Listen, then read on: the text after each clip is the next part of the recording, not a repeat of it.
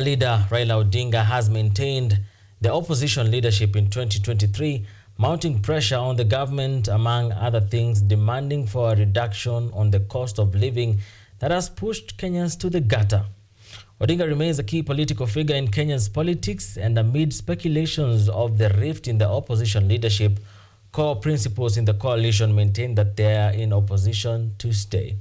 Our very own Eliud Mutweri seeks to unravel the mystery in this 2023 Azimio leadership recap. Take a look.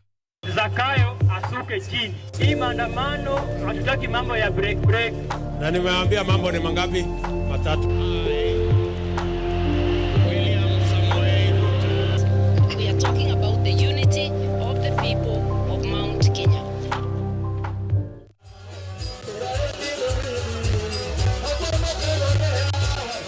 After his fifth stab at the presidential race in the 2022 general election, Raila Odinga, the ODM party and Azimio la Umoja One Kenya coalition leader, who still maintains the 2022 presidential election was rigged, retreated to his opposition camp, which he has been steering faithfully. However, questions linger on the opposition leadership. One key question is whether Odinga will still be at the forefront of leading Kenya's opposition. Ever since he lost the election in 2022, Odinga has been active in opposition leadership, as he even led anti-government protests across the country in the months of March and July, lamenting over the soaring costs of living. He is known for maintaining his closest political allies and loyal die-hard support within his strongholds, such as the Nyanza region.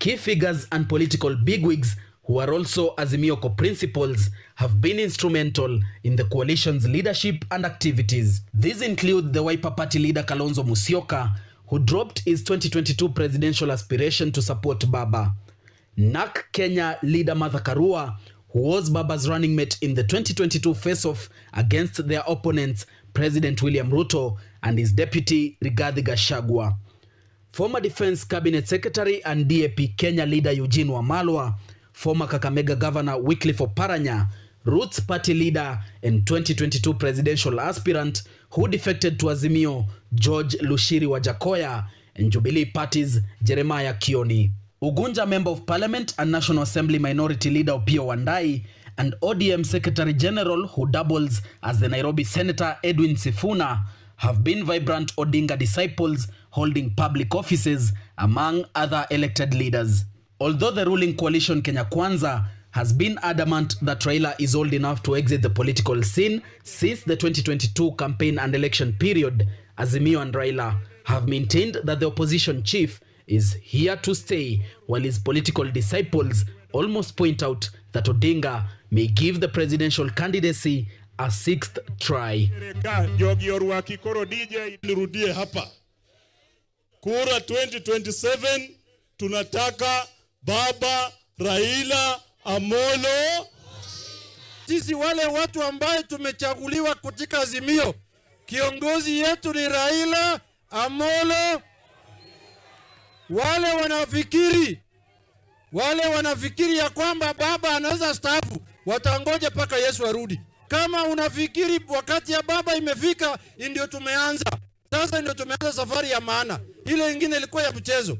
On Sunday, 15th October 2023, while attending the birthday and Thanksgiving party of his brother Oburu Odinga in Bondo, Raila showered praises and hinted at backing up Kalonzo for a 2027 presidential bid. Jamaa ana moyo, jamaa ana ukakamavu, jamaa ni mtu ambaye unaweza kumwamini. Yeye ni mtu mwaminifu, yeye tena ni mtu Mkristo.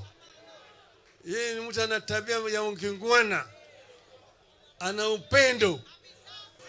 Sisi tutasimama kidete na ndugu Kalonzo Musyoka. Yeye ni mtu mwaminifu.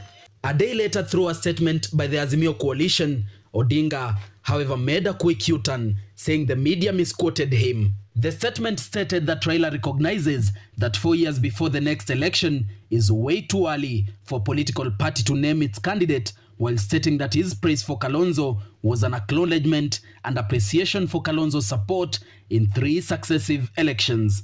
It further said that Azimio will not name its candidate until a year or just months before the 2027 election. It also said, and I quote, "Odinga's words of praise for Mr. Musyoka were therefore not intended to mean Odinga had or intends to quit active politics." End of quote.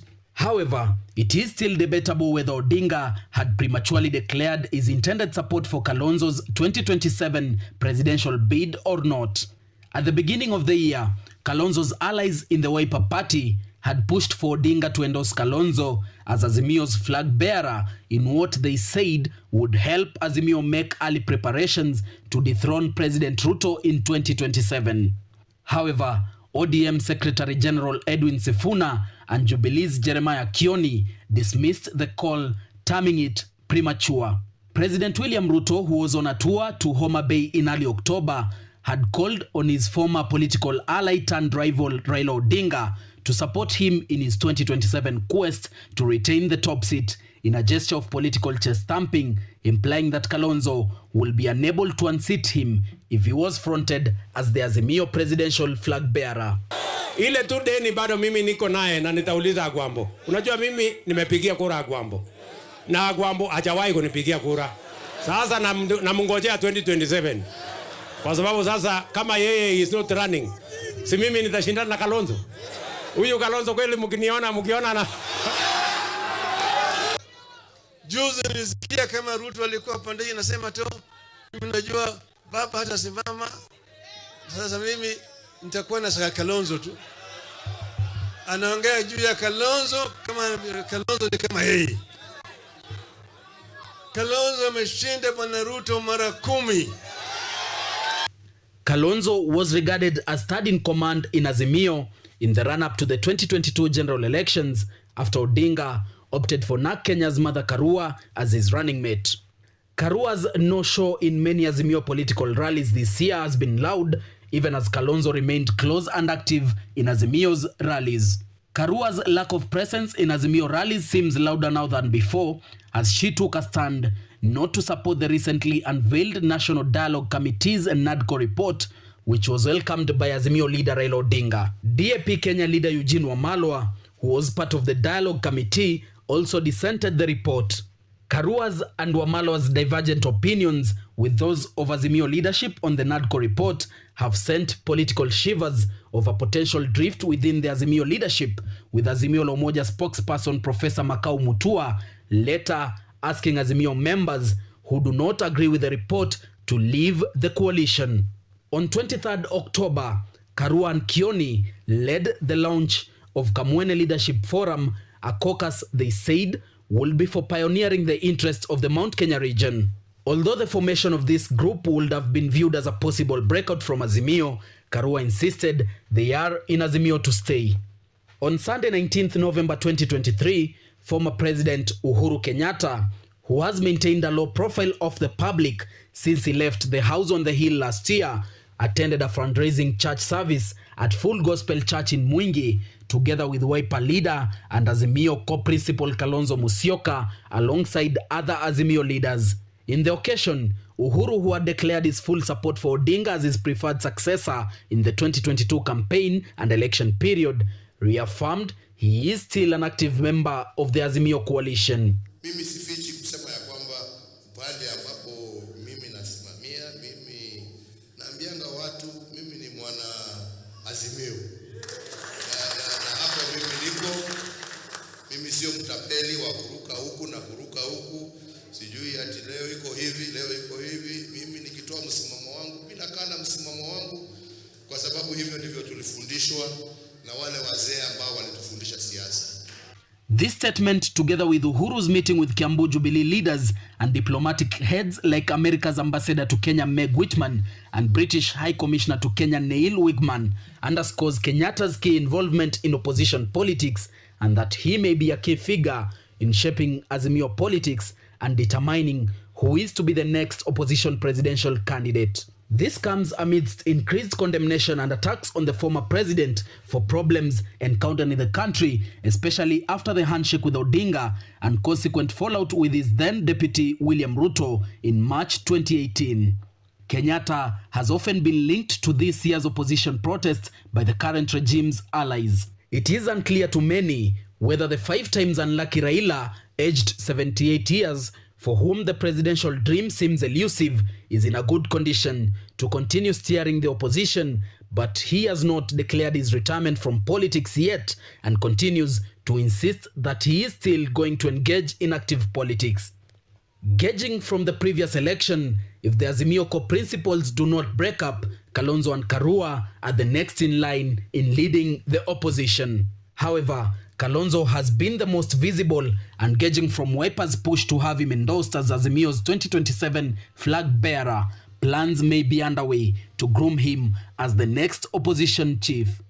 Others who have declared interest in bearing the opposition's flag to vie for the presidency include former Kakamega Governor Wycliffe Oparanya, former Mombasa Governor Hali Hassan Joho, DAP Kenya leader Eugene Wamalwa, and KANU chairperson Gideon Moi. Former Murang'a Governor and Usawa kwa Wote party leader Mwangi wa Iria, who was disqualified from the 2022 presidential race by the electoral body IEBC for not garnering sufficient signatures, has declared that he will vie for the presidency in 2027. After the 2022 elections that saw Ruto rise to the State House, Wairia has thrown his support behind the Azimio coalition. As for now, Kenyans are yet to know who will be the next opposition presidential candidate, as Odinga has not explicitly declared his intention to vie for the presidency. Eliud Mutweri, KUTV. Zakayo asuke chini. Hii maandamano hatutaki mambo ya break. Na nimeambia mambo ni mangapi? 3.